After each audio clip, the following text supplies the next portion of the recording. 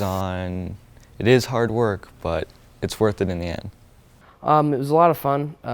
People there were awesome. I worked at Parker Automotive and I became part of their family, so that's a good thing happened. You start to learn from your mistakes. You start to grow. Because you learn so much from the guys you work with. You learn how the system works and everything, and then you get to figure out whether you want to do this as your career. One day there is 2 weeks of learning here. You know, last year I would get to school kind of right before the bell. This year I've gotten to school really early just because I'm so used to getting to work really early. When I started, I was nervous, like always. They're really nice. They showed me around the shop, became friends with all the technicians, and it's a good time. Oh, the TUSD students were amazing. You know, these kids are motivated. They want a chance. They're willing to work hard. They don't know where to go. And they are just so thrilled. They were respectful. They were on time. Anything we could do to help them, they're like sponges. They just wanted to know. They wanted to learn. So they're amazing students, and these businesses should give them a chance. So we worked with the Chamber and the Tucson Unified School District and Pima Community College and came up with this incredible program. TUSD had these kids prepared to come in right from interview.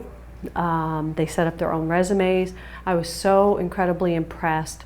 Out of the 6 years that I have been interviewing for applicants here at our shop, they were the best applicants that I've ever interviewed. So my mentor's name was Howard, and him as a teacher, he was a great teacher, and he helped me understand new things and learn new things that I wouldn't have known. I truly believe he is going to be our apprentice when he graduates from high school in 2017.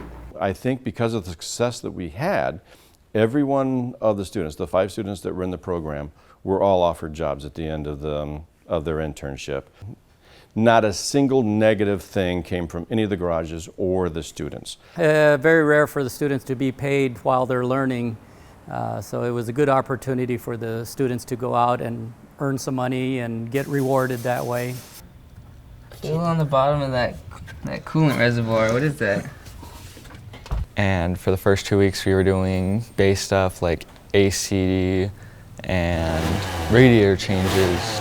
And then we moved on to transmissions, axles, brakes. I thought the fuel injectors were the spark plugs, and then I kind of pulled out the fuel rail and all the gas came out in my face. There was a lot of people that helped put this all together. The business industry for being open to the idea and taking in this first batch of students that I think they did an outstanding job representing TUSD. We have to work together to solve this problem. The business community is really needing qualified workers. If we want more businesses to move here, and we do, and we need them to move here so that we can have more economic growth, we have to help them find qualified workers here, and it's all tied to our education and workforce.